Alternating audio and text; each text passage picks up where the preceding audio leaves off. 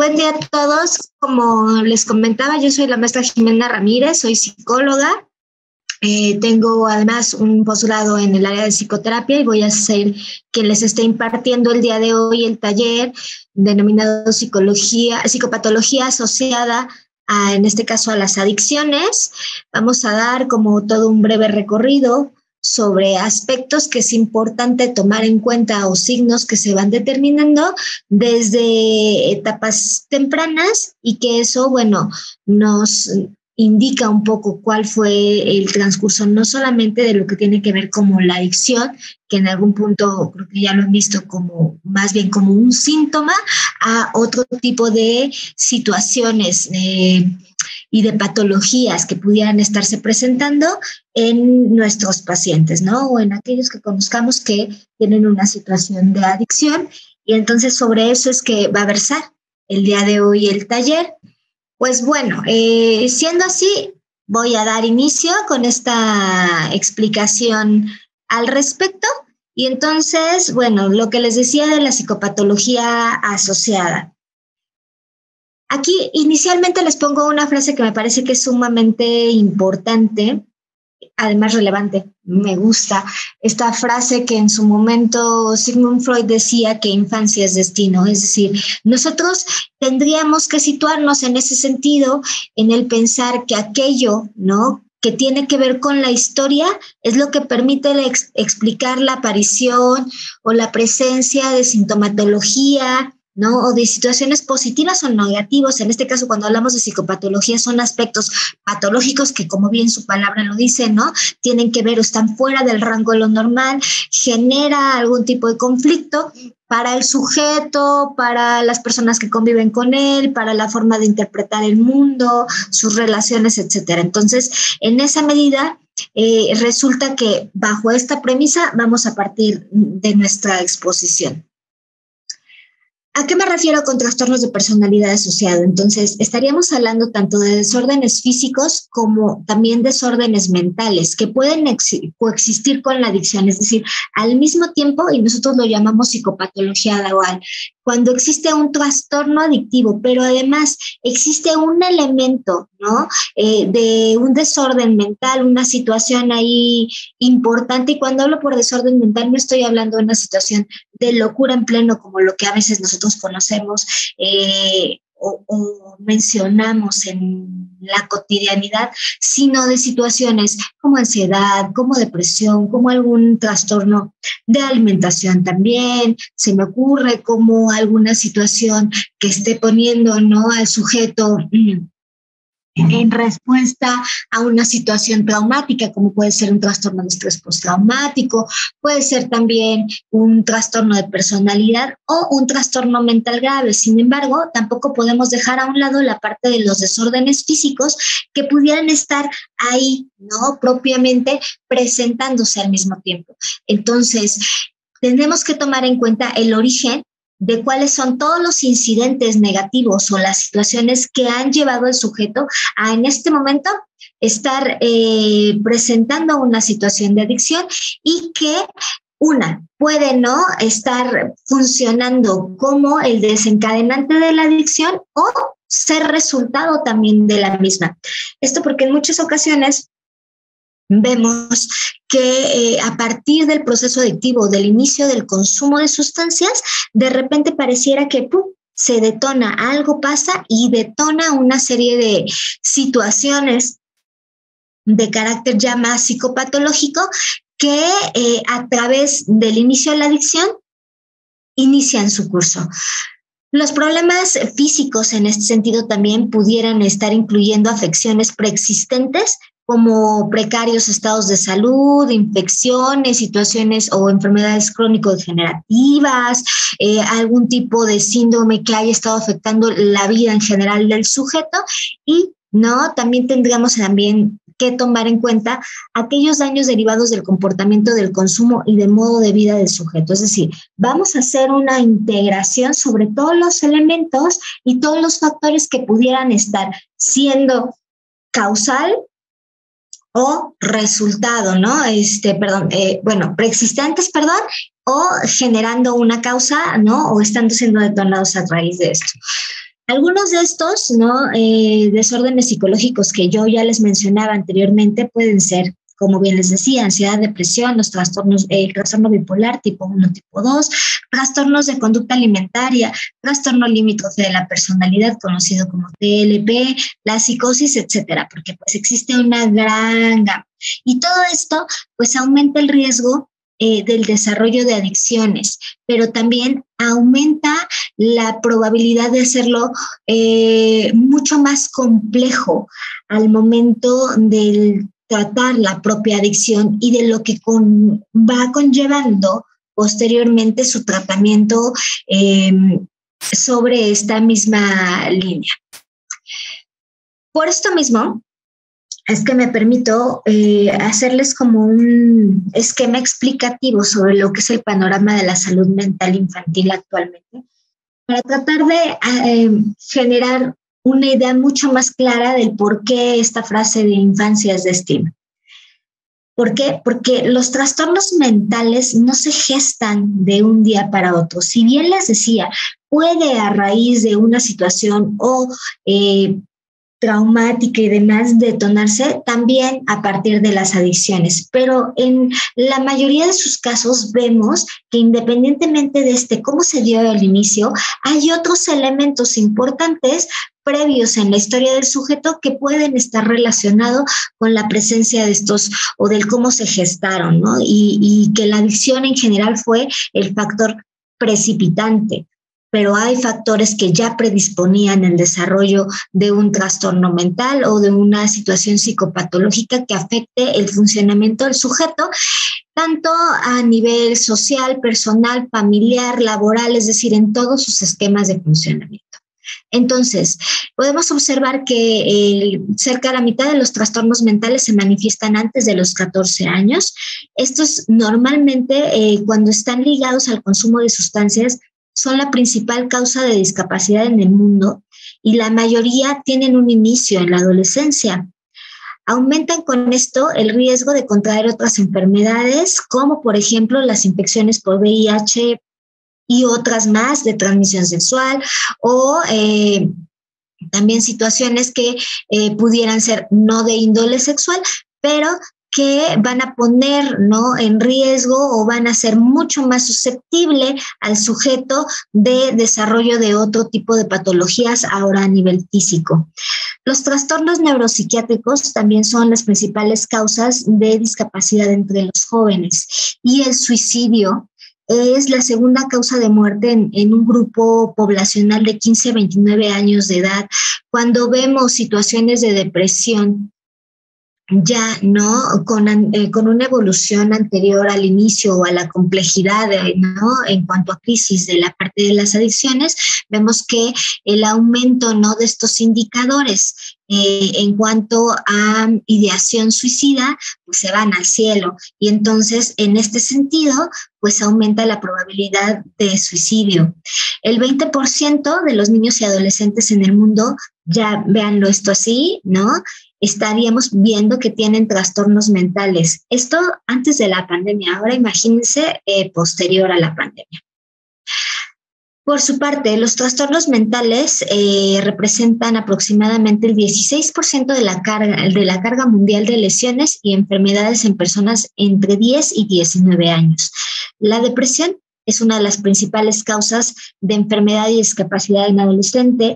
El trastorno depresivo es considerado ya también como un trastorno grave, ¿no?, dependiendo el nivel de presentación y de intensidad de la sintomatología, pero incluso ya en términos laborales es considerado una causa de discapacidad.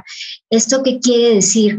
Que va a estar, ¿no?, incapacitando al sujeto en la medida en la que éste sea mucho más grave en la posibilidad del ejercicio, del adecuado más bien ejercicio de sus funciones. De ahí que incluso ya esté normado la parte de la incapacidad médica por el trastorno específicamente de depresión y ansiedad. En la OCDE nos hablaba tan solo en 2016 que México ya ocupaba el primer lugar en situaciones de abuso sexual, violencia física, homicidio en menores de 14 años de edad. Si vemos, ¿no? En estos últimos 3 años, incluso las tasas de feminicidio se han ido al cielo, las situaciones de suicidio también, y con esto la presencia de ansiedad y depresión, siendo tal vez las enfermedades de este siglo que representan mayor nivel de incapacidad para el sujeto y de desarrollo, de adecuado desarrollo, como lo mencionaba anteriormente. Millones entonces están siendo explotados, ¿no? También lo vemos en las situaciones infantiles desde las redes de prostitución infantil, y esto no es un asunto que pare, sino que aumenta año con año. La magnitud de la violencia sexual, ¿no? Normalmente se mantiene oculta. Y cuando me regreso mucho al tema de la pandemia, porque estos temas despuntaron importantemente, y con esto también despuntó la cantidad de recaídas y la cantidad de situaciones de adicción que o se generaron y agravaron en ese mismo momento a partir de ya 3 años, porque ya cumplimos 3 años de haber iniciado la pandemia, o que finalmente con esta parte de se me fue la palabra, pero bueno, de tener que guardarnos literalmente, ¿no? De tener que estar, ¿no? En casa y demás, en muchas ocasiones puso a aquellos que ya de antemano sufrían situaciones de violencia en convivencia 24/7 con sus agresores, y aumentaron los índices de violencia. Una disculpa enorme, pero creo que justo hoy se le ocurrió a mi internet tener mayores fluctuaciones que las normales. En la medida en la que puedo volver a conectar mi computadora al Zoom, me quedo aquí, aunque no tengamos presentación que se vea en este momento, yo sigo con la misma. ¿Vale? Ok, ahora, muchas gracias, Mike. Entonces, denme un momentito. A ver si puedo enviárselas. El punto es que está desde mi computadora. Bueno, en lo que voy a intentar enviarla, voy a conectarme acá. Nada más haciendo organizar acá todas las situaciones.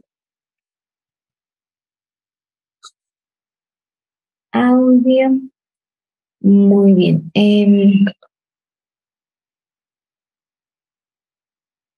Ok, con lo que respecta a la parte de los estigmas, es bien importante hablar de lo que son los estigmas sociales, ¿no? Que representa la presencia de psicopatologías, de situaciones, ¿no? Incluso de situaciones como esta que mencionábamos, del abuso vivido desde la infancia. ¿Por qué? Porque esto normalmente limita a los pacientes y a sus familiares a recurrir a los servicios de salud mental. Está mucho más normado la parte de el poder acudir, ¿no? Al doctor cuando algo nos duele, cuando nos sentimos mal, pero cuando algo nos sucedió, cuando no nos estamos sintiendo bien emocionalmente, pareciera que hay como mayor aguante. Si hay algo que creo que la pandemia nos ha dado o nos dejó afortunadamente, tiene que ver con esto, con la posibilidad de decir, ok, la salud mental importa, no solo es una cuestión de vernos físicamente, sino puso en el ojo del huracán la necesidad de la atención también de la salud mental. El saber que si nosotros no estamos bien, pues esto va a tener un impacto también en nuestra salud física. Hay que determinar que el sistema inmunológico, es decir, nuestras defensas, aquellas que nos defienden no solamente contra el COVID, sino contra cualquier otro tipo de situación, va a estar muy influenciado por lo que tiene que ver con nuestro estado anímico. Cuando nuestro estado anímico no es bueno en el sentido general, cuando estamos preocupados, ansiosos, deprimidos, cuando tenemos situaciones que están alterando nuestro funcionamiento biopsicosocial, como se los mencionaba, hay una repercusión física y nuestro sistema inmune se va para abajo. Entonces, siempre ha representado, y creo que ahora afortunadamente de menor medida, este estigma donde la gente limita o retrasa el acceso a la atención en salud mental. Ahora, ¿por qué en muchas ocasiones retrasamos el acceso a la salud mental? Bueno, tiene que ver con situaciones también donde está inmersa la parte del conocimiento que tenemos acerca de lo que es la salud mental, lo que son los trastornos mentales. Entonces, eh, pensamos, ok, está deprimido, bueno, échale ganas, ¿no? El típico, échale ganas, está ansioso, pues relájate, ¿no? Respira profundo, haz esto, haz el otro, y no conocemos en muchas ocasiones la dimensión, no de un hoy no me siento bien, sino verdaderamente todo mi estado anímico está alterado por una situación del estado de ánimo, o si tengo una situación de un trastorno de personalidad como esto, ¿no? Va a estar impactando en mi toma de decisiones, y de repente lo pasamos como por hechos que el sujeto pudiera controlar, pero para esto el sujeto en muchas ocasiones que padece algún tipo de situación, ¿no? Que compromete su estado anímico y su posibilidad de pensar, está, no está más bien consciente de lo mismo. Entonces, pese a los tratamientos, ¿no? Que pueden ser muy eficaces a nivel psiquiátrico, ¿no? Porque también el psiquiatra, y ese es otro de los estigmas, el psiquiatra para mucha gente es para los locos. ¿Cómo voy a ir al psiquiatra si yo no estoy loco? O qué van a pensar, ¿no? Como tal, bueno, no, el origen de las enfermedades o de la parte psicopatológica tiene una base conductual importante y biológica, por lo tanto. ¿Esto qué quiere decir? Nosotros estamos regulados por hormonas, por sustancias bioquímicas que permiten que el funcionamiento de nuestro cerebro genere la posibilidad de que cada uno de nuestros procesos mentales se lleve a cabo de manera adecuada. ¿Qué implica esto? Pues el hecho de que para que esto pueda suceder, para que nosotros tengamos tan solo con el hecho de las alucinaciones, se los voy a poner como un ejemplo general. Una alucinación es una percepción sin objeto. Nosotros, en este caso, una alucinación se puede presentar auditiva, visual, olfativa, gustativa o sensitiva, ¿no? En toda la parte de nuestro cuerpo, de acuerdo a los órganos de los sentidos. Si yo les estoy hablando que es una percepción sin objeto, dirán ustedes, ¿qué tiene que ver con esto? Bueno, pues es que las modalidades de la presentación de una alucinación, que son alteraciones sensoperceptivas, la percepción lo que hace es, yo, Jimena, recibo toda la información a través de mis sentidos del medio externo y del medio interno. Entonces, cuando existe algún desequilibrio mental, incluso en mi cerebro, ya sea por consumo de sustancias o no, lo que va a pasar es que el sujeto está interpretando estimulaciones que tiene en su cerebro, ¿no? Como tal, que no están puestas afuera en el exterior, pero sí están puestas dentro del sujeto. Entonces, no es algo que nosotros les expliquemos y entonces ellos puedan propiamente, digamos que controlar, no son conscientes, ¿no? No está claro que aquello que estoy viendo, escuchando, ¿no? Oliendo, degustando o sintiendo, los demás no lo perciben. Al contrario, genera un nivel mayor de intranquilidad. ¿Qué puede pasar? Esto puede ser por distintas causas. Una de ellas, el consumo de sustancias, pero este desequilibrio que existe en mi cerebro tiene más que ver con una situación o eléctrica o bioquímica y demás. Tenemos una base conductual que está basada, valga la redundancia, en estos elementos. Y aunado a todas las circunstancias, ¿no?, que puedan estar en el contexto apoyando o detonando la enfermedad, es importante abordarlas todas. De ahí que el psiquiatra se va a encargar médicamente de todo lo que tiene que ver, ¿no?, con este tipo de variaciones o de dar, de acuerdo al diagnóstico, el tratamiento específico para poder apoyarle a nuestro cerebro a generar este equilibrio que está roto o qué es lo que está pasando, para que a través de esto, de este equilibrio más la parte del trabajo psicoterapéutico, se pueda generar una sinergia importante en esto. Entonces,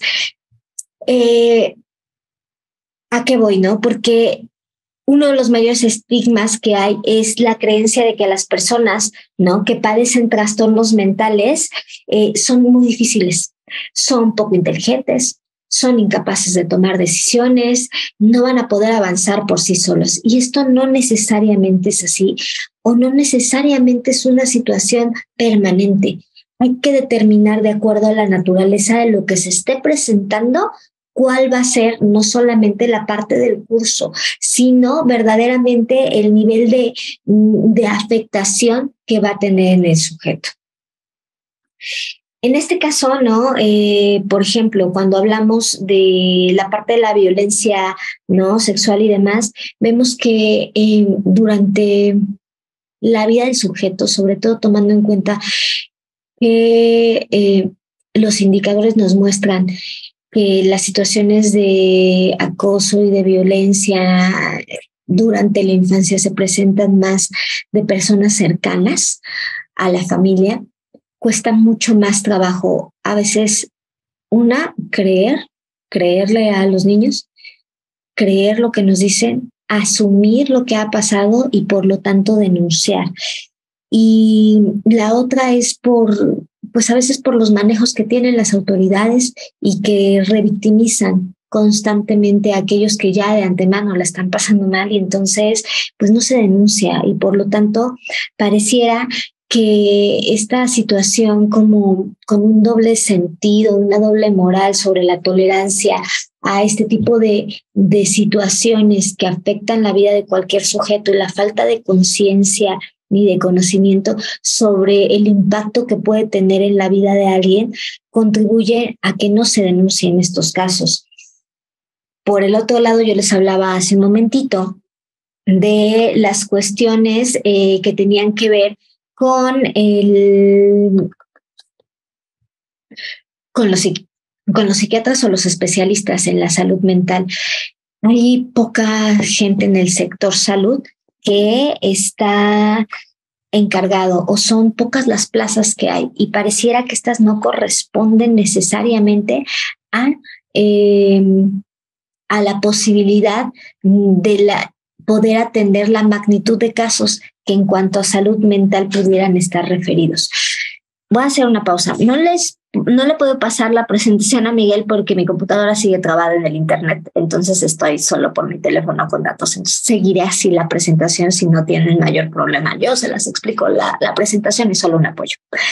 Bueno, en este sentido vemos que es muy poca la gente que está trabajando en la parte psiquiátrica, psicológica, de trabajo social en las instituciones de salud y pues no alcanzan, ¿no? Si a eso le agregamos el que a veces es difícil llegar ahí, tomar la decisión y llegar ahí, pues no se dan abasto. Entonces, pues bueno, ese ya es un elemento, ¿no? De otra naturaleza que pudiera estar ahí poniéndose como estigma. Ahora, la parte sobre estas ideas que tenemos, ¿no? Sobre el temor de depender de los medicamentos o es que, y si tomo esto, me voy a hacer adicto o no va a poder salir de esto o los efectos a veces secundarios que llegan a tener los medicamentos también provocan una dificultad en el apego al tratamiento, la posibilidad de seguir instrucciones, de que las personas propiamente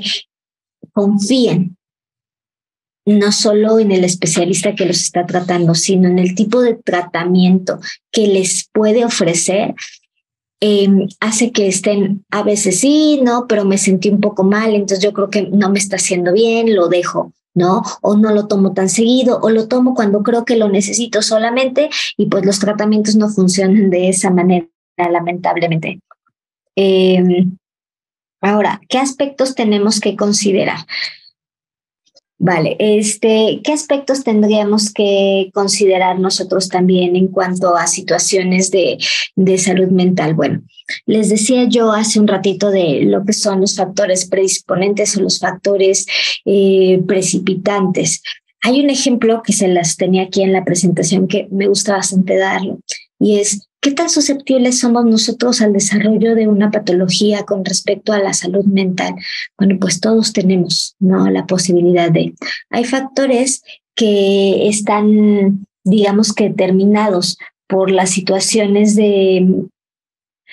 genéticas, es decir, aquella información con la que yo ya vengo. Es como si fuéramos un cristal. Imaginemos que ese cristal, ¿no? Que nos entregaron aquí, tiene una pequeña fallita, no es perfecto. Tal vez no lo veo y a distancia veo que es un cristal, tiene como las características de un cristal, pero no lo veo con lupa. Y cuando veo esta situación aquí, me encuentro que en este apartado, por ejemplo acá, ¿no? Resulta que este pequeño puntito que yo acabo de poner aquí, si yo se los pongo aquí, no sé si se ve en la imagen, ahí, creo que ahí se ve, ¿no? Lo alcanzan a ver, esto que estoy aquí, como un detalle, pero podría ser un detalle como esto, un detalle como esto, un detalle como esto. Pero cuando yo lo anejo y lo veo en perspectiva, ya no se ve. Ok, este factor, o este puntito que les puse aquí, se le llama factor predisponente. Es una falla que yo ya traigo, ¿no? Un pequeño detalle que traigo en mi cristal, en esta forma en la que estoy estructurado y que pues finalmente hace que yo tenga un elemento ahí que está puesto.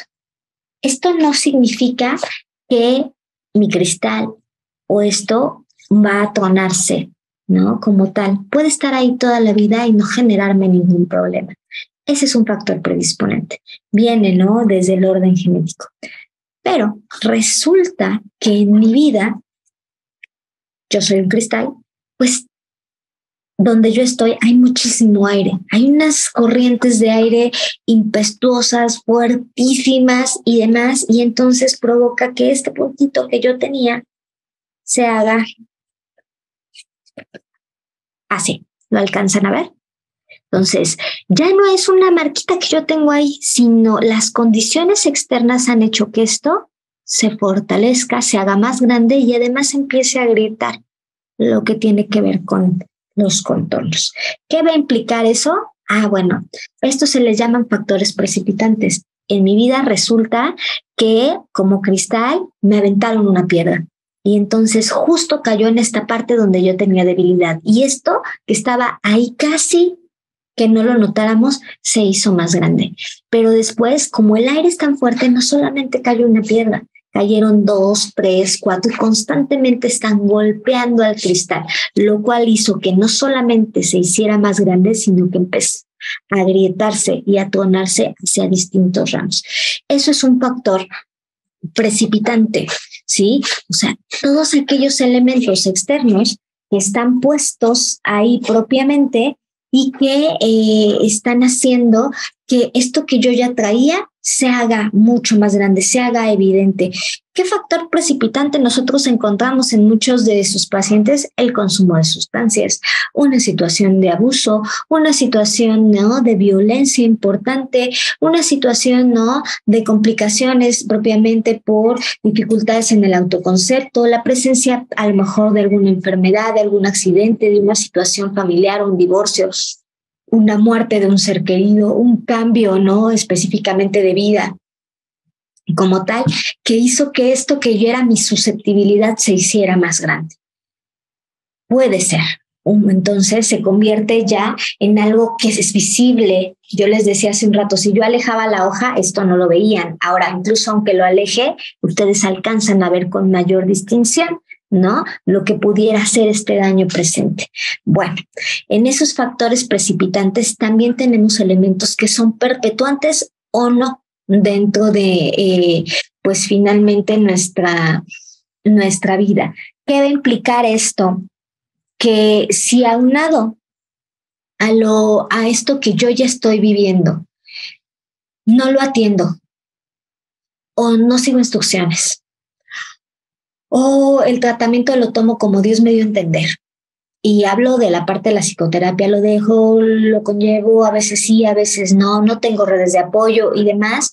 Esto va a ser algo que esto que estaba aquí, que ya se hizo grave y que se está haciendo visible, se mantenga. Y al mantenerse no significa que se quede estático, puede hacerse cada vez más grande. Entonces, estos son aspectos que nosotros debemos considerar en lo que tenemos presente en cuanto a psicopatología hoy, pero ¿qué fue lo que pasó y qué es lo que está pasando en este momento que haga que la situación se vuelva cada vez más grave? Entonces, tendríamos que hablar de dos aspectos en el desarrollo que es sumamente importantes considerar. Una, lo que tiene que ver con el desarrollo intrapersonal, que implicaría la capacidad de cada sujeto de reconocer sus propias necesidades, sus emociones y de poder expresarlas dentro, ¿vale? Y el desarrollo interpersonal, aquel que tengo con las otras personas, la posibilidad que yo tengo de evaluar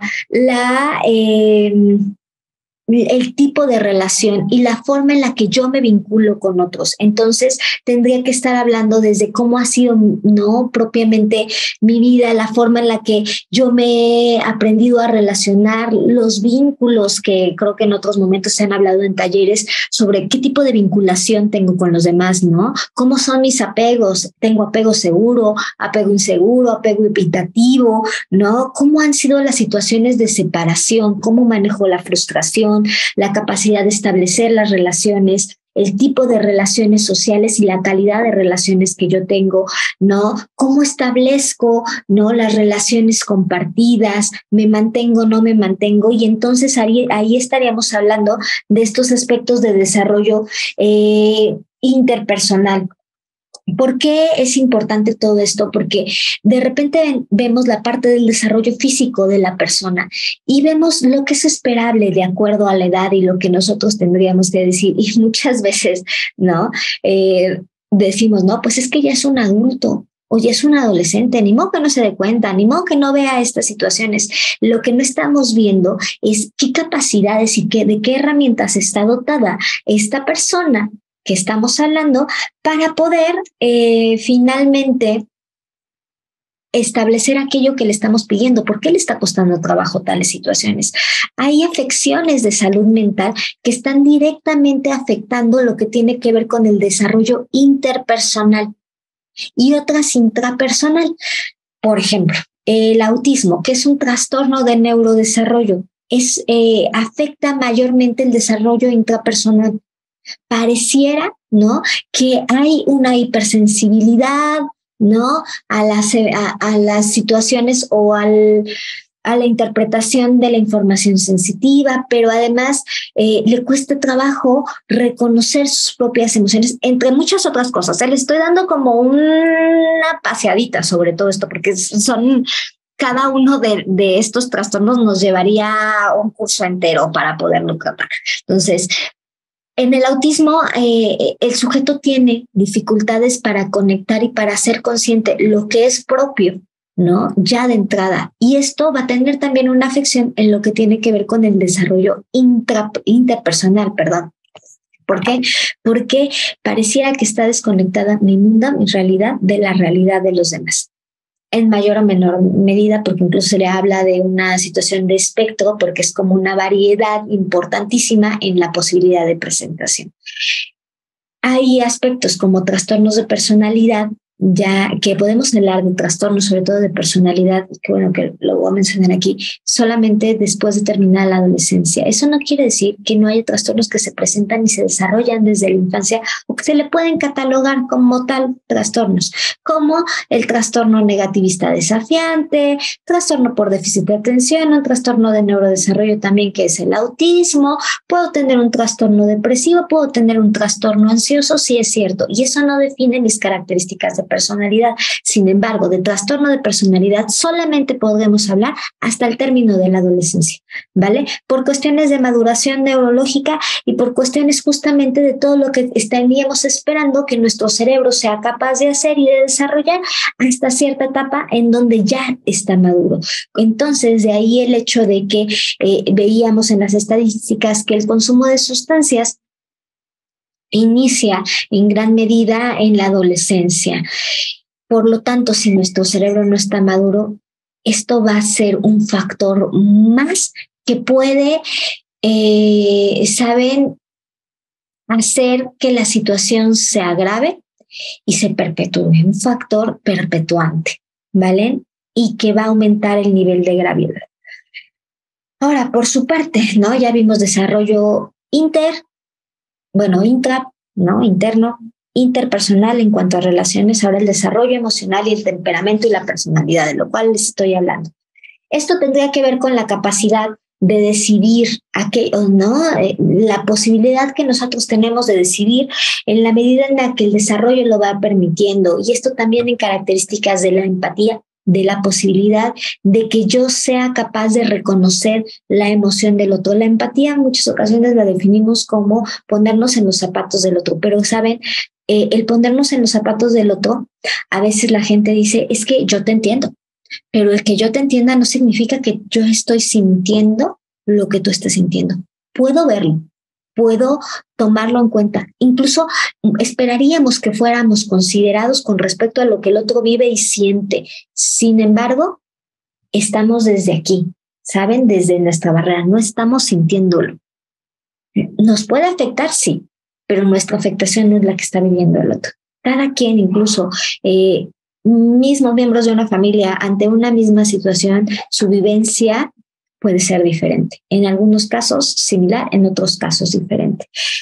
La posibilidad entonces de desarrollar empatía, compasión y la posibilidad de adaptarnos a distintas situaciones y de resolver problemáticas va a ser un determinante importante en el desarrollo de un trastorno de personalidad.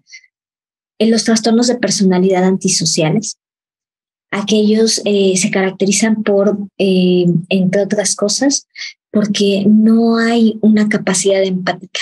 Las relaciones con los otros se establecen de manera eficiente, pero no son relaciones sociales profundas, sino de utilidad. En la medida en la que tú estés ahí, tenga un sentido en mi vida, una utilidad, me estés brindando algo que yo necesito, que requiero, estaré.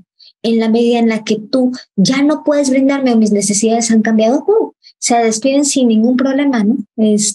No hay ¿y qué va a pasar, no? ¿Y cómo se siente el otro? Simplemente mi vinculación contigo tiene que ver con utilidad, no con afecto.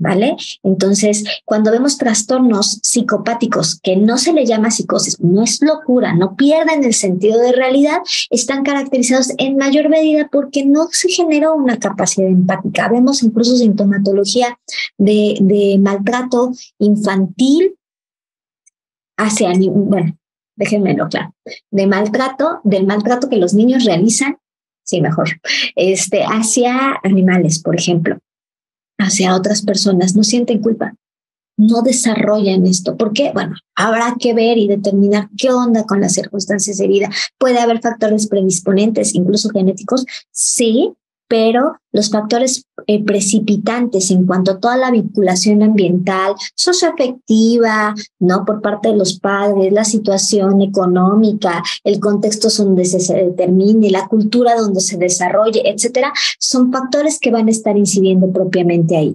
Entonces, ¿qué nosotros tenemos que identificar o muchas veces indagamos si en la infancia existen antecedentes de trauma físico? De trauma sexual, físico en cuanto a enfermedades que el sujeto haya padecido o situaciones que hayan puesto, ¿no?, en vulnerabilidad su parte física y que además haya generado una alteración propiamente en lo que tiene que ver con su desarrollo interpersonal. La situación de violencia emocional puesta ahí, las situaciones de negligencia en el cuidado, ¿no?, del otro, ¿no? Ya puede ser agudas o crónicas, ¿no? Situaciones extrafamiliares de violencia, desastres naturales, es decir, todo esto que yo le estaba diciendo, contexto, historia, cultura, momento, ¿no?, edad y demás, van a estar puestos ahí. ¿Qué otras conductas, por ejemplo, a nivel físico pudiéramos tener que observar o es importante observar? Si hay situaciones, por ejemplo, de autolesiones, si se desarrolló durante la infancia y hubo presencia de conductas autolesivas, de hacerse daño a sí mismo, no de hacerle daño a otros, eso sería importante también, pero si el sujeto tendía a hacerse daño, ¿no? Se ardea las uñas, hay gente que por ansiedad enyerza y se muerde el dedo o se está rascando hasta el punto verdaderamente de lastimarse, de sangrarse, se arranca el pelo, se rasca hasta generarse lesiones, se cortan, ¿no? Se provocan, ¿no?, situaciones importantes donde esté haciéndose daño a sí mismo o haciéndole daño a otras personas o a animales también. ¿Por qué lo vemos todo esto? Porque casi siempre vemos los elementos conductuales puestos en una problemática. Y miren, yo les estoy hablando de lo que tiene que ver con el desarrollo y lo que tendríamos que estar tomando en cuenta o identificar en el desarrollo de cualquier persona desde que nace hasta, ¿saben? Hasta la etapa adulta, pudiéramos pensarlo así. Pero piensen ustedes mismos y vean, y seguro ya habrán algunos identificado ciertas cuestiones ahí de, oye, es verdad, pasaban cosas que a lo mejor yo no le daba tanta importancia, pero resulta que sí estaban ahí presentes y tal vez no era tan normal. Nosotros lo normalizamos. ¿Qué es lo que normalmente da más lata y llega más a consulta? O que de lo cual no llega a consulta, pero representa mayor queja. Los trastornos conductuales, que nosotros les llamamos externalizantes. ¿Qué implica esto? Son las situaciones propiamente que vemos, violencia, todo aquello que se ve manifestado en la conducta, ¿no? Es grosero, van mal en clases, nadie lo aguanta, ¿no? No obedece, reta, molesta, pega, se dice todo lo mal que se puedan portar. No como tal, eso lo vemos como trastornos externalizantes. Pero en la mayor parte de las ocasiones estos trastornos tienen una naturaleza emocional que se le llama trastornos internalizantes. Cuando nosotros logramos identificar, y de ahí la importancia de la adecuada detección, de no normalizar las cosas, de pasarlas como, ok, ¿no? Pues ya se le pasará, es una etapa de la vida, o pues es que, ¿no? Solamente necesita, ¿no? Que lo atendamos y de repente minimizamos o a veces justificamos este tipo de situaciones. Lo que vemos es como en la adicción, el problema de conducta aquí, por encimita, ¿no? Y no estamos viendo el trasfondo. Casi siempre hay un trasfondo aquí emocional importante. Nos dejamos llevar por lo que se ve y no por lo que finalmente lo genera. De ahí la presencia de mucha sintomatología de depresión y de ansiedad desde tempranas edades, ¿no? Los niños sí se deprimen, los niños se sienten ansiosos, los niños también se suicidan, los niños también entran en brote psicótico por depresión, los niños también pierden la ilusión de vivir. Si para uno que es grande, esto puede llegar a ser verdaderamente catastrófico para los niños que a veces no tienen a veces los canales de comunicación adecuados o la posibilidad de expresar, ¿no? Lo que están sintiendo de manera eficiente, pues en muchas ocasiones se convierte en esta sintomatología en trastornos externalizantes o de conducta. Entonces, es importante también hacer conciencia que un mismo síntoma puede estar siendo compartido entre varias situaciones, entre varios diagnósticos incluso. La gente piensa, ya me dieron uno y solo tengo esto, ¿no? O esperaría con el diagnóstico que muchos no lo piden, ¿no? De manera inmediata, el poder entender qué es lo que pasa. Ok, ahora entiendo qué es lo que sucede. Sin embargo, ¿cómo decirlo? No existen, así como una gripa, un dolor de garganta no se centra solamente en los síntomas de, no, los ojos llorosos, el escurrimiento nasal, tal vez fiebre y demás. La fiebre o el dolor, no, específicamente de articulaciones y demás, pudiera estar también representando otra cosa. O yo puedo tener gripa y al mismo tiempo tener una enfermedad en el estómago. Se los explico de esta manera porque creo que es con lo que estamos mucho más familiarizados. Entonces, no hay cuadros clínicos puros, ni a nivel de salud física, ni a nivel de salud mental.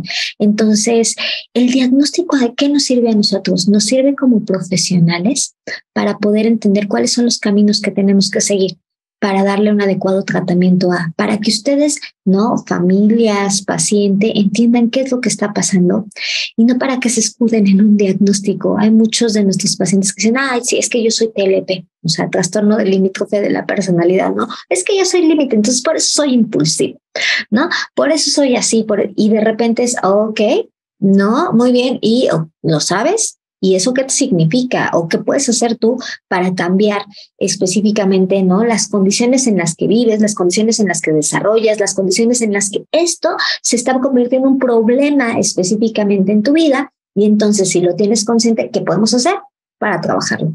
Entonces, de ahí que es importante entender propiamente la naturaleza de, ¿no?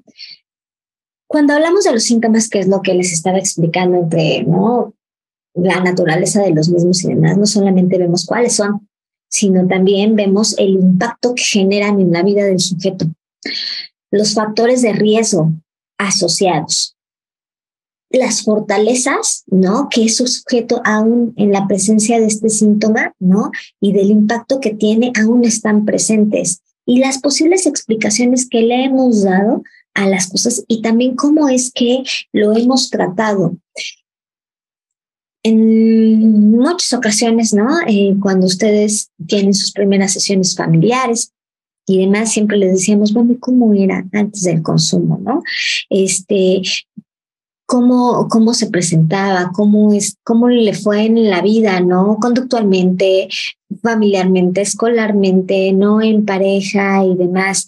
Este tipo de sintomatologías asociadas al consumo, ¿no? En muchas ocasiones, por ejemplo, el que pues le cuesta trabajo, ¿no? Hacer amistades, relacionarse con los demás, ser estable no solamente en el trabajo, sino en sus relaciones afectivas, etcétera, etcétera. Como por ejemplo, ¿no? Insisto, y porque creo que ahorita van a ver que me voy a explayar un poco más en la parte de la depresión, ¿qué tanto ha sido, ¿no? A lo largo de su vida ha estado presente? ¿Ha sido intermitente? ¿Ha sido recurrente? ¿En qué momentos ha sido recurrente? ¿No? ¿De qué manera se ha expresado? ¿Cómo se ha trabajado? ¿No? ¿En qué manera de que disminuyó? ¿Por qué? ¿Bajo qué circunstancias? ¿En qué circunstancias aumentó? Etcétera, etcétera. Entonces, esto nos va a ayudar a nosotros como profesionales a determinar la parte de la semiología de la sintomatología, ¿no? Y de ver cuáles son las posibles causas de la naturaleza, la intensidad de lo que se ha estado presentando. Los síntomas se modifican o mutan. Puede ser que ahorita presento esto y la forma en la que lo presentaba, la naturaleza de presentación en 2 años se modifique.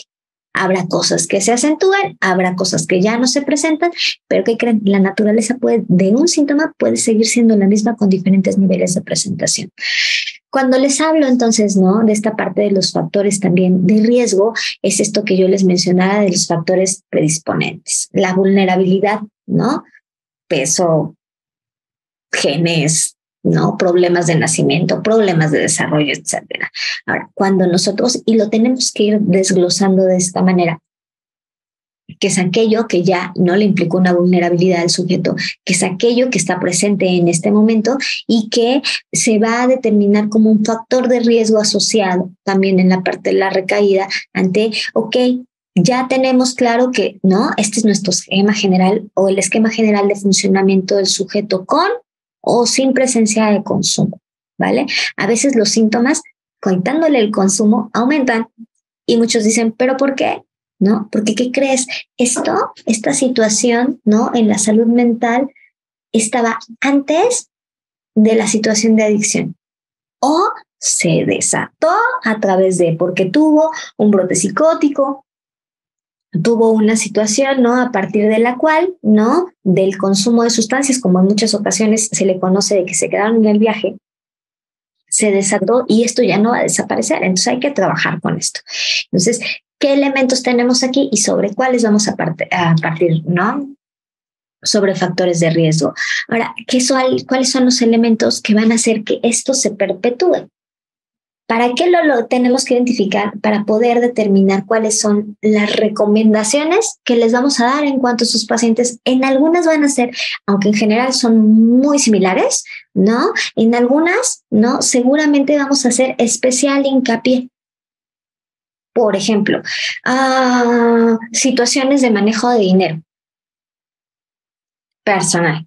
Tenemos pacientes incluso en la clínica que no tienen situaciones de adicción, ¿vale? Propiamente, sino solamente salud mental.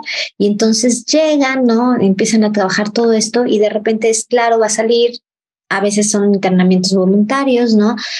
Sobre todo creo que lo que más hemos tenido es en ansiedad, en depresión. Entran, deciden internarse, trabajar con lo que está pasando, pero pues salen, ¿no? Y tienen que retomar pues su vida laboral, y su vida laboral les implica que yo manejo las cuentas de tal cosa. Pues yo le digo, no puedes manejar dinero, pues le estaría diciendo renuncia a tu trabajo, ¿sabes? O sea, habrá que determinar cuáles en mayor y menor medida tienen que ser adaptadas y tomadas en cuenta de acuerdo a la condición del paciente. Y para esto apóyense de los terapeutas, ¿no? De repente nosotros podemos tener consideraciones como familia y estas están basadas en nuestro sentir hacia nuestro familiar, en lo que nosotros creemos, a veces en el justificar, minimizar, etcétera, y no necesariamente sobre realidades. Entonces, de ahí que hacemos mucho hincapié con cada uno de ellos sobre qué recomendamos en términos de prevención de recaídas, ¿vale? Ahora, en este sentido, nosotros tenemos que ver, ¿no? ¿Qué es lo que pasa? Él tenía una imagen muy bonita y que él se había puesto ahí, que es como el esquema de una niña, y entonces, ¿no? Venía acá, ¿no? ¿Cuáles son mis pensamientos, mi locura? ¿Qué es lo que pienso? ¿Qué es lo que me hace vulnerable ante las situaciones de la vida? ¿No? O sea, ¿qué me callo? ¿No? ¿Cuáles son los aspectos que me hacen diferente al resto de, ¿no? La parte de mi toma de decisiones, de mi historia, de mi vida, de lo que me hace feliz, de lo que no me hace feliz. Entonces, todo esto en esquema, ¿cómo nos constituye? Todos tenemos un poco mucho de lo que he dicho y muchas cosas más, pero no las tenemos en copia calca a las demás personas. Entonces, sobre eso hay que determinar. ¿Por qué? Y yo les decía que les iba a hablar más de la depresión, porque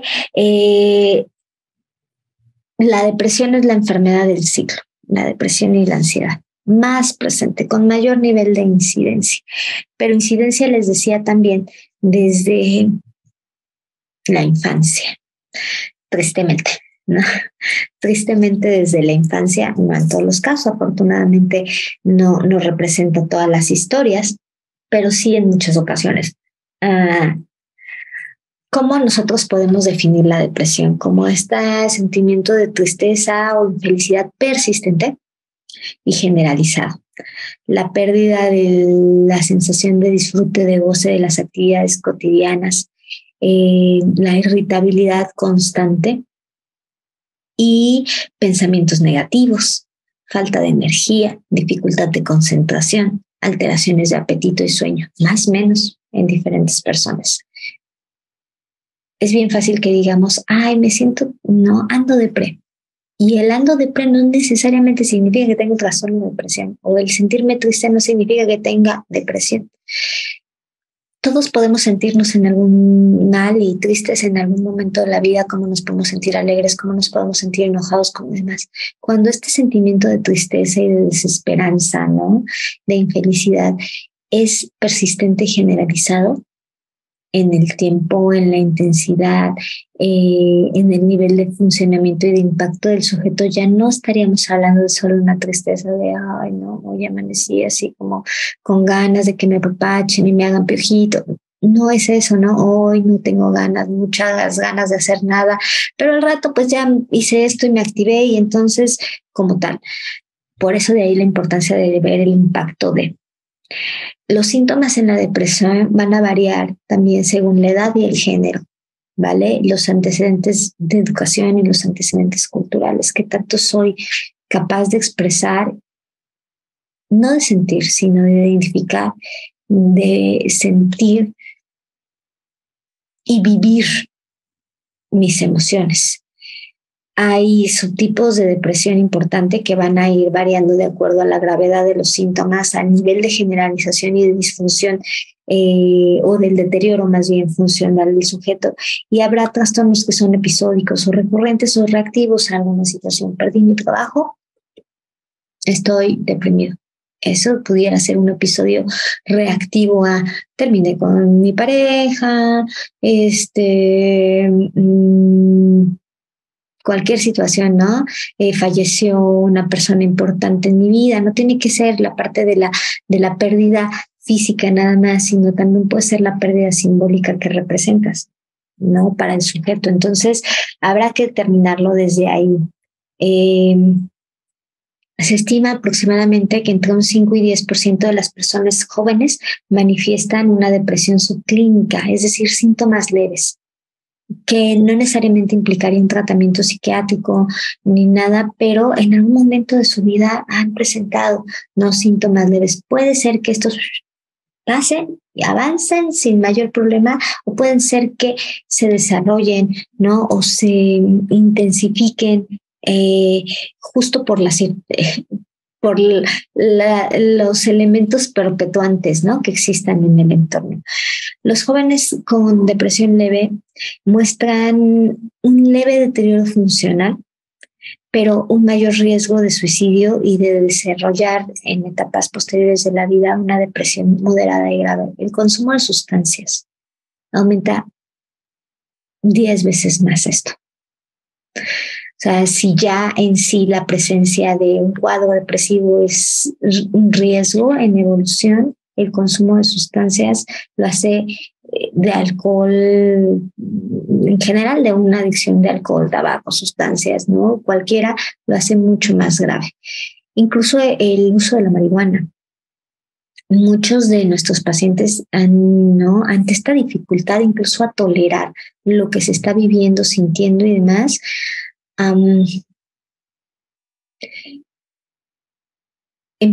saben, a tratar de evadir a través del consumo de sustancias. Y esto no lo hace más sencillo, porque les hablaba hace un rato que bioquímicamente funcionamos de una manera, ¿no? Y entonces en el consumo de sustancias lo que hace es que nuestro cerebro, pues, atacamos contra los centros de recompensa para que sean como súper, estén súper excitados, y que entonces yo esté desviando mis emociones y me sienta bien, y entonces esté activo, así, ya saben, incluso a veces como maniacones, como súper activos.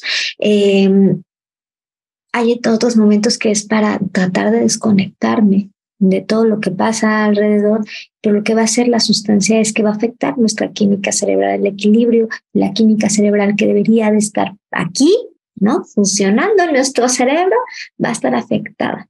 El uso de la marihuana produce algo que se llama síndrome amotivacional, que en caso de la presencia de los síntomas depresivos los hace mucho más profundos y graves. Por ahí anda circulando, sobre todo esta semana, en YouTube, un testimonio de una mamá, ¿no? En un blog de una chica, es algo, no recuerdo bien, ahorita a ver si me acuerdo cómo se llama el blog, pero en TikTok, en las redes y demás, esta señora narra lo que tiene que ver con el suicidio de su hijo. Se ha vuelto súper viral porque ella habla de todo, ¿no? Desde los síntomas, ¿no? Que empezó a presentar desde muy chavito, y que pues de repente se subestimaron, ¿no? En algún punto menciona que ante una situación escolar y demás, llevan al hijo o llevaron a su hijo a evaluación psicológica, y entonces en aquel momento, cuando su hijo era muy chiquito, ¿no? 7, 8 años por ahí, le dice la psicóloga, sabe, o sea, hay que trabajar, entre otras cosas. Creo que si lo ven solamente por partecitas, van a decir, ay, tal cosa, pero no.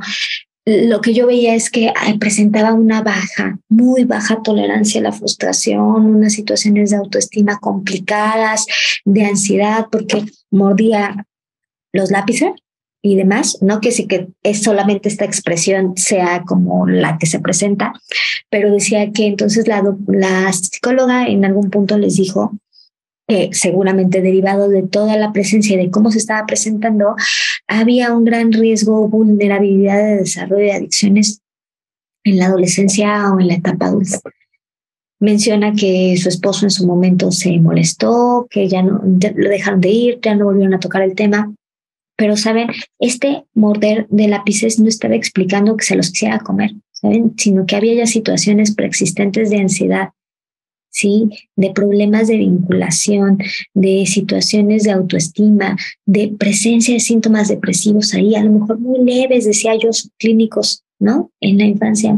nada que fuera totalmente alarmante. Iba bien en la escuela, esto y lo otro, y lo dejaban pasar. Y así se fueron juntando como varias cosas y efectivamente, ¿no? En la historia de este chico, después inicia con el consumo de marihuana, de otras sustancias, en internamientos, o sea, pasan como 25,000 cosas ahí y no es el blog lo que por el cual se los refiero, lo que dice esta mamá, ¿no? Tras un año de la muerte de su hijo, sino el que hay cosas que podemos prevenir.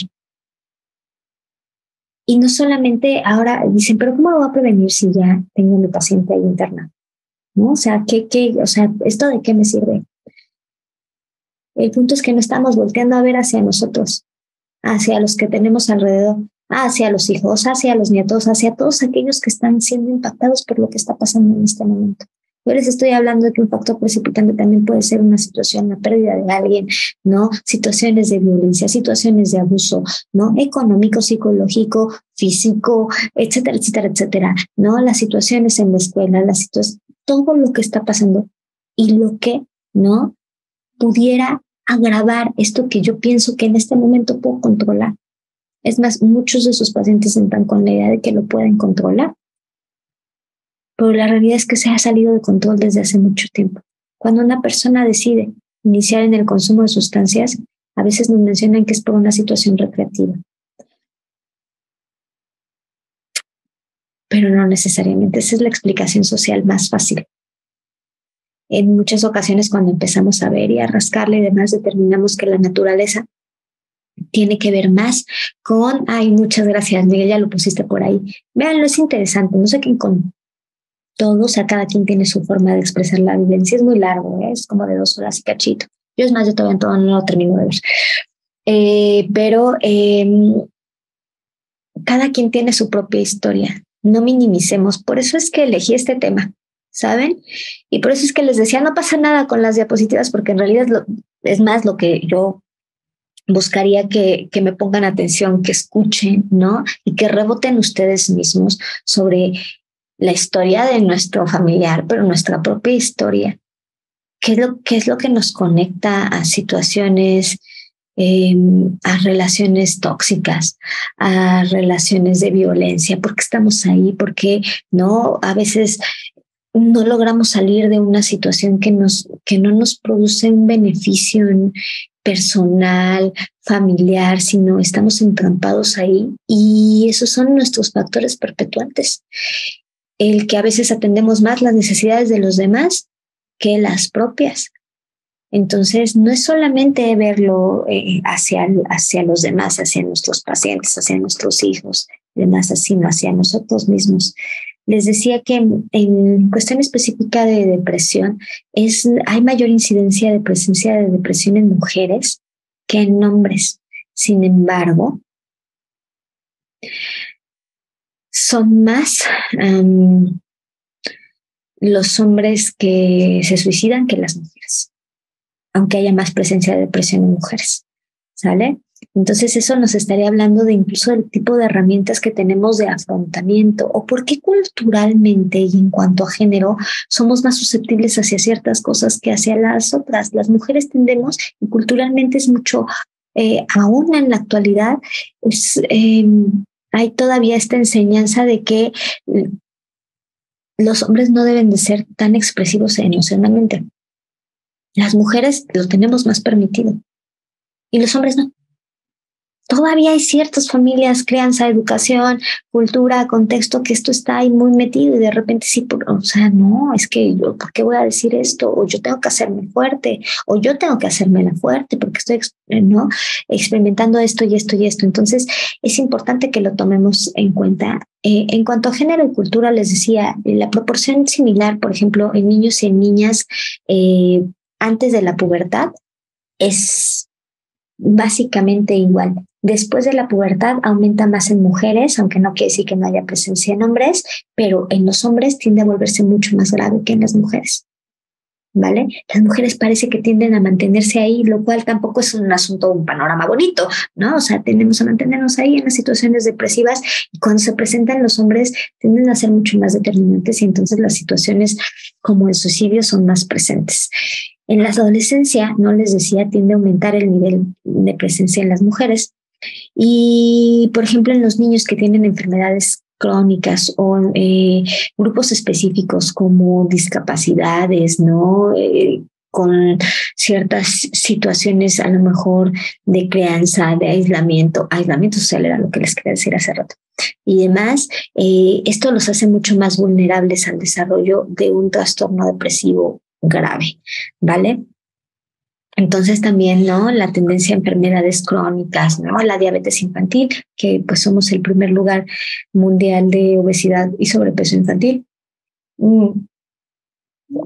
Y con esto de la presencia de complicaciones desde la infancia, lo que es vivir con una enfermedad crónica desde muy chiquitos o con la enfermedad de nuestros padres o de nuestros abuelos y demás, eso también tiene un impacto emocional en el sujeto.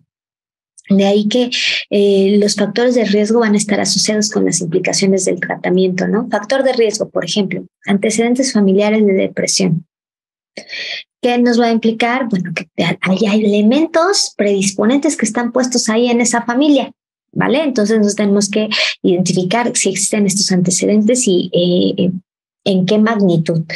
El consumo de sustancias o alcohol parental también, ¿no? Es un elemento que no solamente pudiera estar funcionando como predisponente, sino como precipitante para el desarrollo, ¿no? De este tipo o la adopción de este tipo de conductas pues en nuestros niños, en nuestros adolescentes y en nuestros adultos. Los antecedentes familiares psiquiátricos, no solamente de depresiones, sino de trastornos maníacos depresivos, esquizofrenia, trastornos delirantes, ¿no?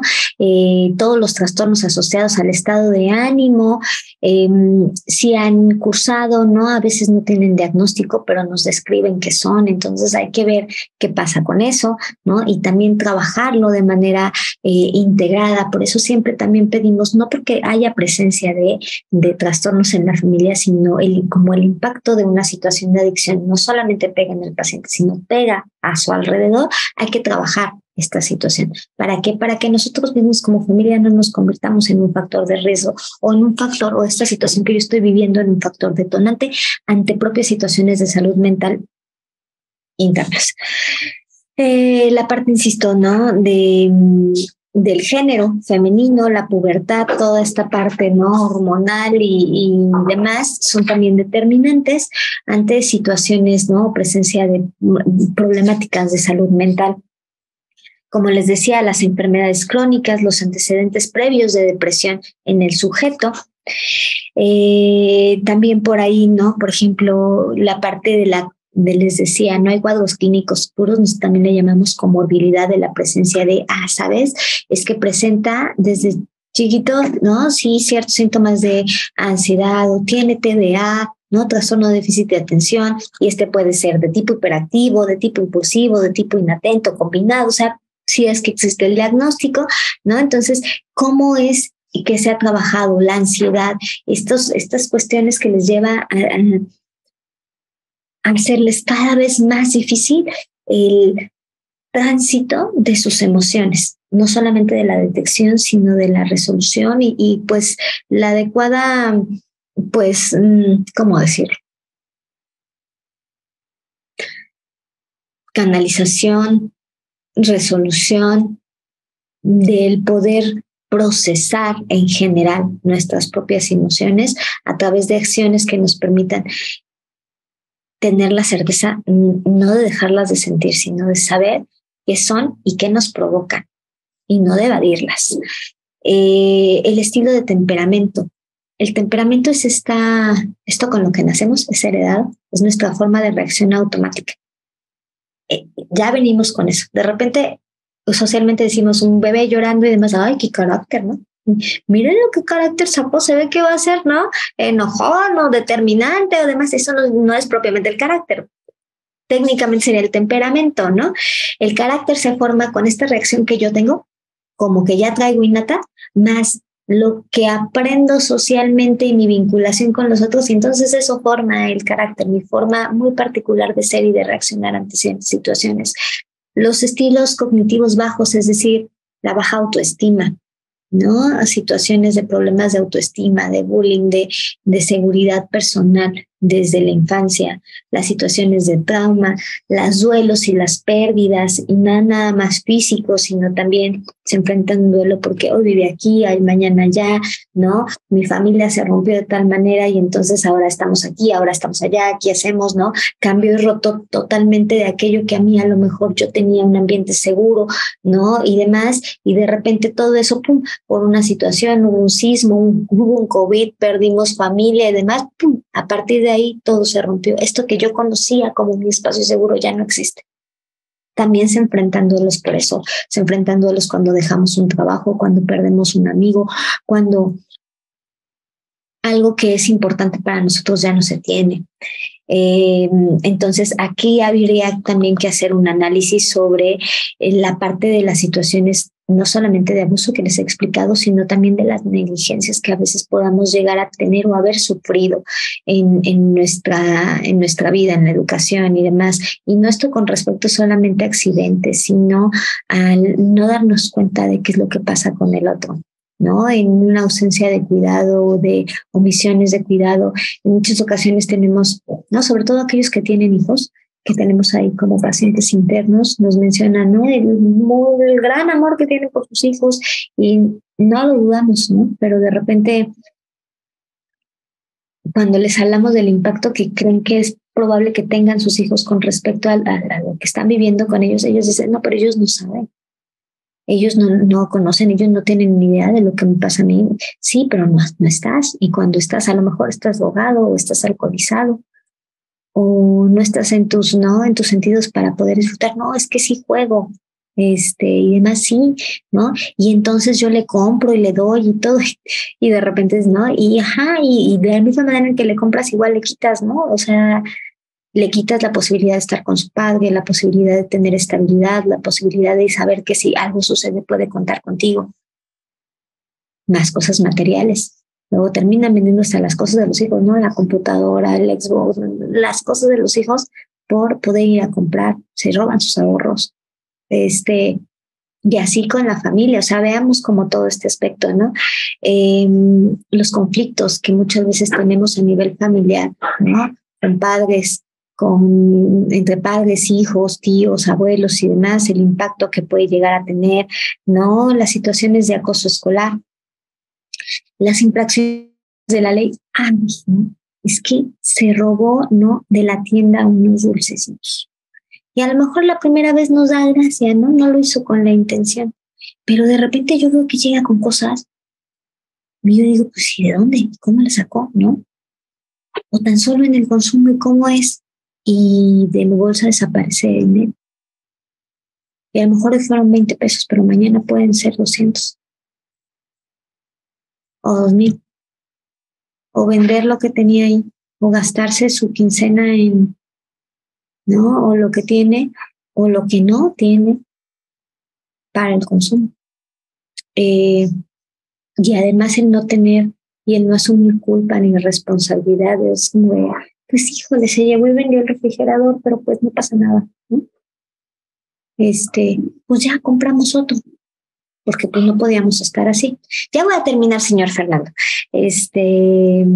Y demás, ¿no? Entonces, ¿qué nosotros tenemos que tomar en cuenta como signos de alarma? Pues las situaciones de irritabilidad, de mal humor, las situaciones de aburrimiento crónico, la pérdida de interés, específicamente en la depresión, en actividades de ocio que antes la persona disfrutaba y ahora ya ni eso disfruta, ¿no? El abandono de aquellas actividades que pues eran mínimas, ¿no? Pero que consideraban que lo hacían feliz, el retraimiento social, el no querer pasar el rato con los otros, el no querer convivir, se aísla, ¿no? Ya no está ahí propiamente, el evitar o disminuir su funcionalidad no solamente en la parte escolar, sino en el trabajo, en lo que tiene que ver con sus responsabilidades, los cambios de patrones de sueño, duermen mucho, o duermen menos, ¿no?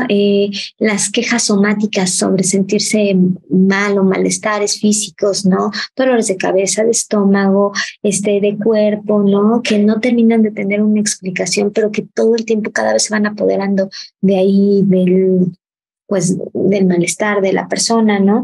El desarrollo de problemas conductuales, ¿no?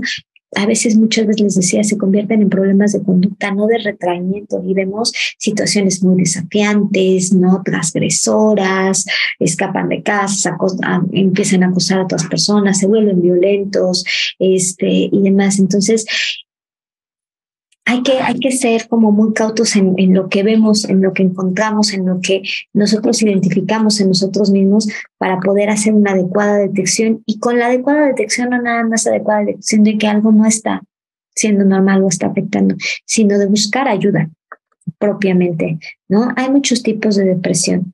Muchos. Unos pueden llegar a cursar con trastornos psicóticos, es decir, de la pérdida del principio de realidad, conciencia, con alucinaciones y delirios. Algunos pueden ser, les decía, reactivos, algunos no, probablemente como un estado anímico, saben que se vuelve y uno hasta normaliza, es como siempre está triste, ¿no? Nunca es una tristeza de gravedad y funciona, pero es una persona con un ánimo triste todo el tiempo, sin mayores expectativas. Sí trabaja, tiene familia, se deshace, pero nada que le provoque alegría, ¿no? Propiamente. Entonces, sobre eso, ¿no? Propiamente es lo que tendríamos que ver, ¿no? En cuanto a las clasificaciones que pudiéramos hacer ya a nivel diagnóstico, pero lo más importante es cuando veamos estos tipos de foco de alarmas, ¿no? En nosotros, en el que nos hizo sentido algo que a lo mejor les dije o en su vida o en la vida del otro y demás, es acudir por atención.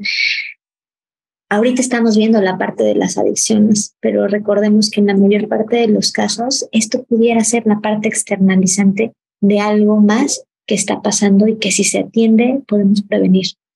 No solamente afecciones en esa persona que lo padece, sino en el impacto que va a generar en el resto de la familia. Y bueno, eso de manera general. Dicho esto, y esperando haber sido lo suficientemente explicativa, aunque no haya tenido ahí las presentaciones o la presentación disponible para que ustedes estuvieran reforzando, ahora sí pasaríamos a la parte de las preguntas y respuestas. Por aquí el señor Fernando ya tenía la mano levantada desde hace ratito, y la señora Teresa. Los escuchamos. Señor Fernando, primero, por favor. Gracias, psicóloga. Pues primero, más que preguntas, quiero compartirle con qué me quedo.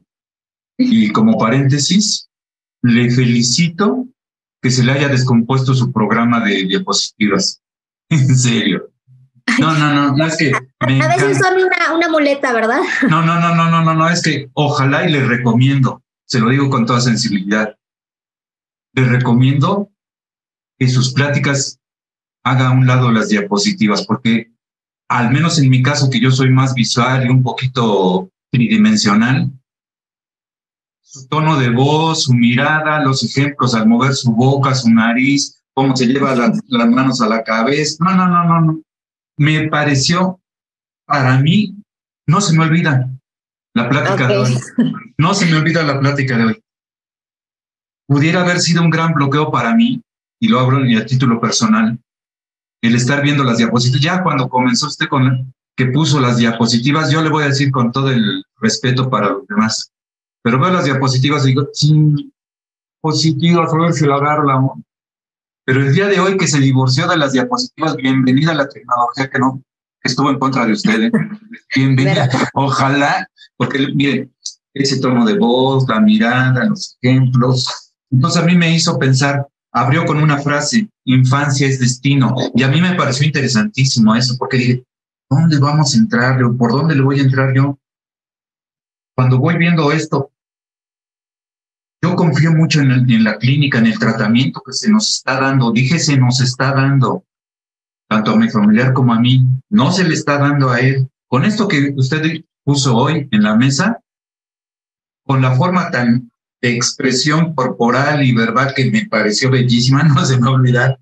No, psicóloga, no se me va a olvidar este taller conferencia, si es que se le quiere poner un concepto. No se me va a olvidar, porque pues yo confío mucho en el tratamiento que nos dan, a mi familiar como a mí, lo que me ofrece Pinar del Bosque. Entonces dije, ¿por dónde le voy a meter todo esto que está hablando la psicóloga? Entonces dije, bueno, entonces el alcoholismo o la adicción me parece ser que es la manifestación de algo que ya estaba latente en la niñez, con lo que usted está platicando, que pudo haber sido, trayendo nuevamente los talleres anteriores, pudo haber sido esto de las heridas del alma, que pudo haber sido también esto que no se ha escuchado, porque en un momento lo leí por ahí, ya se vuelve uno medio un poco ahí pensando y rascándole esto de lo que hablan algunos profesionales que hablan de las lealtades invisibles. Entonces dije, pues a lo mejor, y habló de las generaciones del bisabuelo, el abuelo, el papá, el hijo, y como todos tenían diabetes, venían de allá de diabetes, entonces la maldición gitana quiere decir que yo voy a tener diabetes. Y es esto, ¿no? Me parece, y entonces cuando... No necesariamente. No necesariamente. Y entonces cuando habló algo para terminar del diagnóstico, entonces yo dije, bueno, entonces el diagnóstico, como papá, yo soy ignorante en estas cosas, pero como papá dije, bueno, pues el diagnóstico será como un mapa, que mi terapeuta va a ir usando ese mapa, pero ¿qué va a haber en el camino? No sé, ni él ni yo, pero que a lo mejor podemos encontrar algo diferente. Yo me subí a la burbuja con mi terapeuta, pues entonces el otro me está acompañando y qué rico se siente el que mi terapeuta, pues en base a ese diagnóstico, le dé sentido a mi mapa, al mapa de mi familiar y el mío. Nosotros somos los que le sabemos a esta medida. Y entonces, terminando con esto, psicóloga, me parece que con lo que abrió, pues también se cerraría, ¿no? Que la infancia es destino que determina entonces, sí mueve el tapete, ¿eh? Cuando se habla de este concepto, porque quiere decir que todo lo que yo ofrecí en la mesa de mi familiar, en sus tiempos fundamentales como son la niñez, determinaron muchas cosas que ahora tengo que trabajar en mi terapia. Tengo que trabajar mi familia en su terapia, que nosotros en la terapia familiar la podemos trabajar. Me parece ser un comentario y con eso me quedo, con agradecerle que se le haya descompuesto su maquinita para que pudiera ver la parte tridimensional de usted. Por primera vez la vi sonreír y la vi ponerse triste y la vi que torcía la boca y torcía la nariz y los ojos los iban. Y esos ejemplos no se me van a olvidar. Le agradezco que se le haya descompuesto y felicidades porque usted tiene mucho talento como para no usar ese recurso. Muchas gracias. Adelante, pero tienen esta diapositiva en tercera dimensión, a mí me gustó más. Muchas gracias. Mire, le agradezco, la verdad es que normalmente, ¿no? Creo que siempre hago lo mismo, ¿eh? El punto es que justo creo que sí desvía la atención, ¿no? Es lo que decía, ha habido otros momentos donde hemos estado en el espacio y tal vez es que me escuchan y se quedan centrados en las diapositivas, pero no me ven. Y creo que es importante, y esto lo recalco porque hemos dejado de ver a los otros. Y nos hemos dejado de ver nosotros mismos. Y sí, bien es cierto que infancia es destino, yo la verdad es que sí, comulgo mucho con esta frase. Sin embargo, tampoco, o hay mucha gente que dice, bueno, pues entonces como mi historia así es, entonces ya, ¿no? Y entonces no se trata de eso, se trata de entender que, ¿no? ¿Qué es lo que nos ha traído a la hora? Y sobre esto es, ¿qué hacemos con eso? Porque si creemos que ya está determinado y entonces ya ahora sí que, no, Dios nos ampare y demás, pues sí, ¿no? Pero no lo dejemos, les decíamos en algún punto, no le dejemos todo allá a Dios, ¿no? O sea, nosotros también tenemos que hacer, o sea, ¿con qué contamos? ¿Y esto que hemos aprendido, de qué nos sirve? ¿Qué vamos a hacer para utilizarlo en nuestro beneficio? Yo no puedo ir, ¿no? Y por eso la parte de los diagnósticos efectivamente es un mapa para los profesionales para decir, y para que ustedes entiendan dónde estamos parados y para nosotros para saber hacia dónde nos dirigimos. Pero no es escudarnos atrás del diagnóstico. Lo que pasa es que como yo soy adicto, pues entonces tengo tal, ¿no? Es que como, no, o sea, ser adicto tendrá que volverse en un punto de decir, ok, y esto me ayuda a identificar ¿cuáles son mis puntos débiles? ¿Qué es lo que, no? Finalmente son mis factores de riesgo. ¿En qué no tengo que ponerle más empeño y más cuidado? ¿no? ¿Qué cosas no sí se me facilitan? ¿Cuáles son también mis áreas de oportunidad? ¿Cuáles son mis áreas de proyección? ¿Cómo le hago para no quedarme encasillado aquí? Entonces, eso nos da un gran nivel de responsabilidad porque cada persona, y se lo recargo mucho a sus familiares dentro de la clínica o cuando han estado en la clínica, y es de toca asumir responsabilidades sobre lo que uno es y demás. Toca trabajar sobre un esquema de vida que implique calidad de vida para uno inicialmente, porque en la medida en la que uno trabaje con eso, también va a impactar en la vida de los demás. Pero el otro sabrá si lo toma o no lo toma. Así como yo tendré que saber qué tomo y qué no tomo de los demás. Y no en sentido utilitario, sino en sentido de qué es lo que suma a mi vida. Y aquellas situaciones que no lo hacen, o personas, bye. ¿Y cómo sumo yo a la vida de los demás? Entonces, pues al final, ¿no? Creo que esto nos dice, sí, nos da un precedente, pero nos hace mucho más responsables acerca de lo que vamos a tener que hacer por nosotros mismos, ¿no? De aquí en adelante. Pero muchas gracias, señor Fernando. Prometo que, insisto, lo utilizo como un apoyo, pero tomar en cuenta esto y ya más bien buscaré darles la plática sin que necesariamente tengan este distractor para que entonces me escuchen y me vean y aprendemos a escucharnos y a vernos de otra manera. Pero le agradezco mucho el comentario. Señora Tere, por ahí estaba también, y el señor Bere también estaba por acá levantando la mano después de la señora Tere, por favor. Sí, muchas gracias. Buenas tardes. Buenas tardes. Soy la mamá de Mariana, ¿te acuerdas, Jimé? Sí. Pues primero, muchas gracias. Estuvo excelente tu presentación. La verdad es que no te hicieron falta las diapositivas, o no nos hicieron falta. Con todo lo que explicaste quedó súper claro. Bueno, en mi caso, muchas cosas muy claras. Tu forma de explicarlo de los factores predisponentes con el esquema, o sea, súper bien todo. Y bueno, yo sí quiero preguntar algo con respecto a pues los trastornos de mi hija, si te recuerdas. Bueno, ella no es solo la depresión, entre otros y anexos tenía la TCA, y creo yo también ese no me lo dieron como diagnóstico, pero algo de la trastorno límite, borderline, con lo que vi, pues creo que sí es también. Entonces, sí, pero Mariana ¿no? En su momento todavía no termina su madurez cerebral, entonces no podríamos hablar, o sea, sí de síntomas, pero no de un trastorno. Ok, bueno, ella con todos esos trastornos, ¿cuál es el pronóstico de ella en cuanto a este asunto de las adicciones? ¿Cómo puedo manejarla? ¿Cómo puedo continuar su tratamiento? ¿Y cuál sería como que el pronóstico?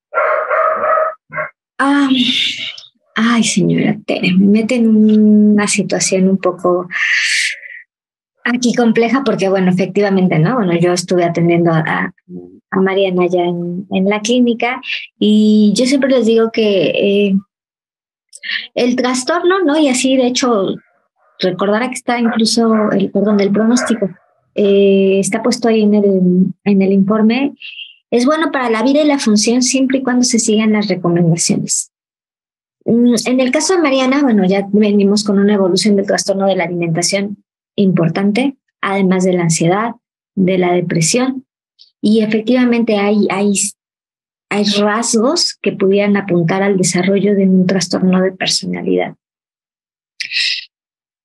Creo que una de las mayores situaciones y problemáticas, ¿no? Y se lo voy a decir acá de manera general, usted sabe que tiene mi número, pudiera ser el hecho de la constancia en las intervenciones, los límites bien establecidos, ¿no? Con respecto a lo que se puede, no se puede y demás. En el no caer en la parte de las manipulaciones, sí, ella puede llegar a ser muy irascible, irritable, impulsiva, ¿no? En todos los sentidos, pero mucho también de esto está tras una situación de manipulación afectiva que resulta muy efectiva con usted y con su hermano. Entonces, creo que una de las cosas que yo le recomendaría, y así como a usted a todos, ¿no? Tiene que ver con el no abandonar el proceso farmacológico, seguir instrucciones en cuanto a eso. En este caso, pues es un trabajo multidisciplinario en psiquiatra, nutriólogo. En su caso, espero que no sea el punto en este momento, pero internista, psicológico, ¿no?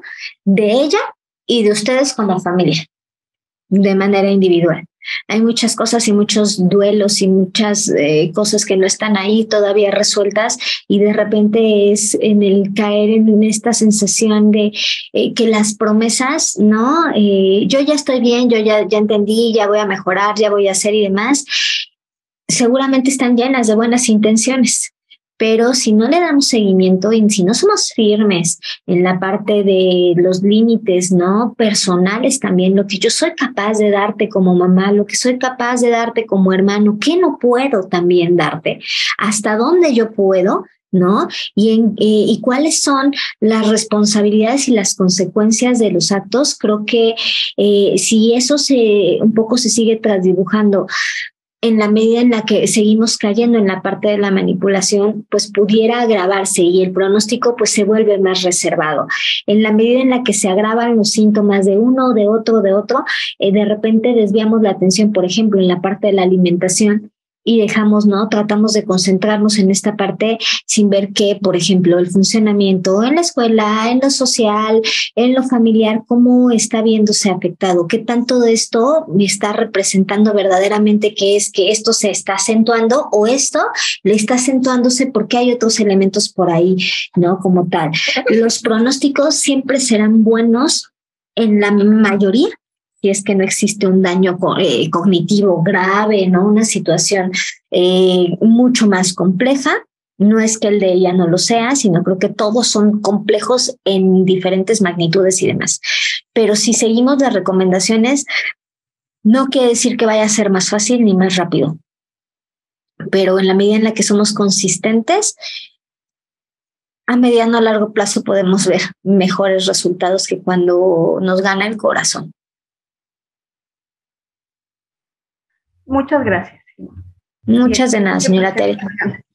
Gracias. Y estoy al pendiente de cualquier cosa. Sí me gustaría saber sobre Mariana, cómo va, ¿no? Y demás, ¿no? Aunque esté con su psicóloga externa, pues ojalá pudiera en algún momento, pues darme, ¿no? Una idea de cómo va y demás. Y si en algo puedo apoyar, ya sabe, por acá cuenta con nosotros. Claro. Muchas gracias. Gracias. Buenas tardes. Buenas tardes. Señor Bere, mucho gusto. Buen día. ¿Está cerrado su micrófono? Mírenme. Sí, aquí estoy. Pues nada más agradecerles que seguimos en una familia, que estamos en oración todos juntos para poder luchar contra las fuerzas externas que sí existen, y pues desearles lo mejor. Les agradezco todos sus buenos deseos y propósitos para que podamos sacar a nuestros pacientes adelante. A ti te agradezco mucho, maestra, tu buena disposición, tu cara, tu rostro, tus gesticulaciones son de apoyo, de asombro.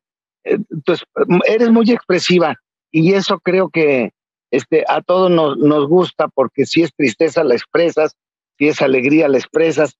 Y a todos ustedes, querida familia del Pinar, un abrazo, un saludo. Tenemos que seguir adelante. Sí, la fuerza de allá arriba es la base para poder controlar muchas cosas. Les agradezco a todos su atención. Es cuanto. Muchas gracias, señor. Pues ahora sí que por fin le puse cara, ¿no?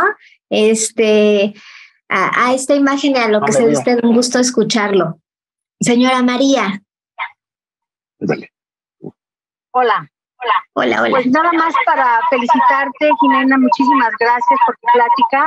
por todas tus observaciones. La verdad, estoy muy, muy, muy contenta de que tú seas la terapeuta de mi hija y agradecerte tu tiempo, tu exposición y felicidades porque estuviste sensacional, igual que los demás expositores, pero tú hoy te pasaste. Muchas gracias por esta plática y por este convencimiento que nos has dado de lo que es la situación en la que nos encontramos, no solo los pacientes, sino nosotros familiares también. Gracias y seguimos en oración con ustedes. Me voy a despedir porque tengo la videollamada con mi hija. Vale.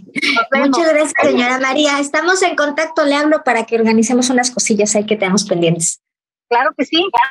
Bueno, hasta luego, bye bye. Muchas gracias. ¿Alguien más que quiera participar? Bueno, pues un placer estar aquí con ustedes. Espero que haya sido de utilidad para todos. Y bueno, la próxima semana, con alguna otra de mis compañeras, también esperamos su participación dentro del taller para seguir aprendiendo y compartiendo estos momentos juntos. Que tengan muy buen fin de semana. Un gusto haberlos acompañado. Hasta luego. Bye, bye.